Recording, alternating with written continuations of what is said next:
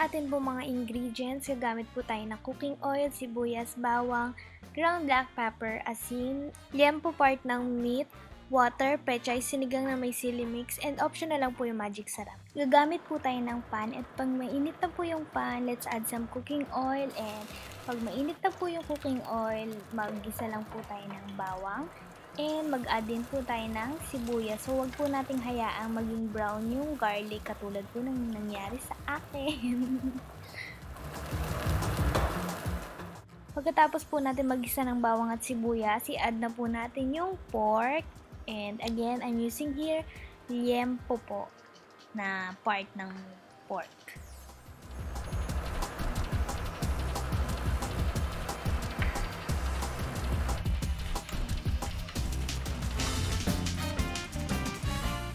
After po natin haluin, lagyan lang po natin ng salt and some peppers. Because love na love ko po ang pepper, I will add some more. Haluin lang po natin hanggang sa ma-half cook na po yung ating pork. Pag half cook na po yung meat, lagyan na po natin siya ng water. Kung gusto niyo po ng medyo masabaw, dagdagan niyo na lang po yung amount ng water.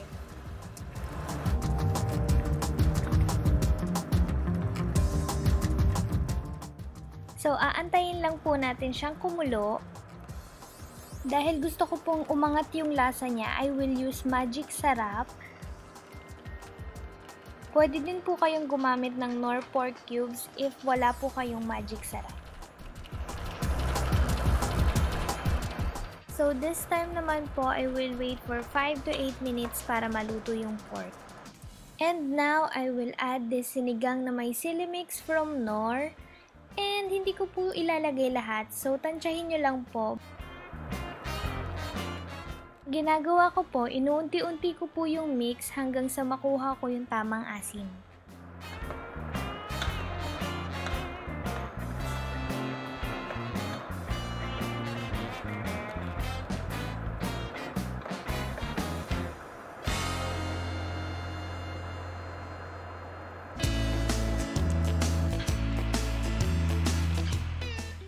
Kapag luto na po yung pork at nakuha na po natin yung tamang asim, ilagay na po natin yung ating gulay.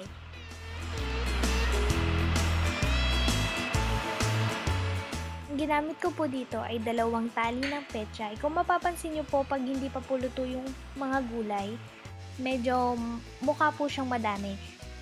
Pero pag unti-unti na po siyang naluto, kung mapapansin nyo po, nag-shrink na po yung mga gulay. Huwag po nating hayaang ma-overcook yung gulay. Half cook lang po, okay na po yan. At ngayon po, luto na ang ating sinigang na baboy.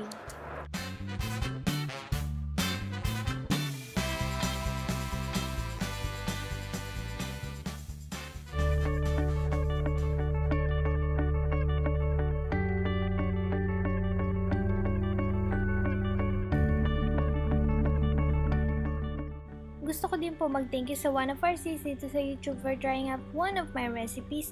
Yay! Kung gusto nyo po i-try ang recipes na to, you can tag or send me a picture sa FB, Twitter, Instagram. Salamat po sa panonood. Bye!